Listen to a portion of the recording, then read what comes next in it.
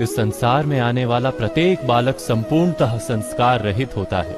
उसके अंतर पर ना किसी अच्छे संस्कार के चिन्ह अंकित होते हैं, ना ही बुरे संस्कार के। अर्थात जन्म से बालक में ना कोई गुण होता है और ना ही कोई दोष।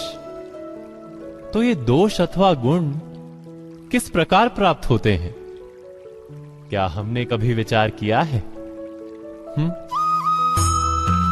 जो बात माता पिता के मुख से निरंतर सुनी जाती है, वही बात उनकी संतानों के हृदय का संस्कार बनती है। जैसे किसी गांव में नदी तट तक एक पगडंडी बन जाती है केवल उस मार्ग पर बार बार चलने के कारण। अर्थात माता पिता के हृदय की इच्छाएं उनकी संतानों के हृदय का दोष अथवा गुण बनकर जन्म लेती हैं। क्या ये सत्य नहीं? पर फिर भी जब उनकी संतानों में कोई दोष दिखाई देता है तो माता पिता आश्चर्य और दुख से भर जाते।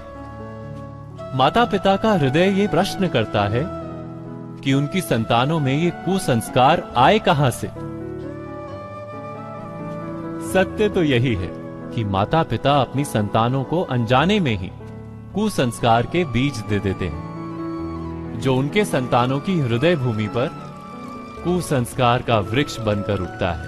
अर्थात अपनी संतानों को सुसंस्कारी और धर्ममय बनाने की आशा रखने वाले प्रत्येक माता पिता को प्रथम अपने हृदय की इच्छाओं पर अंकुश रखना क्या अनिवार्य नहीं?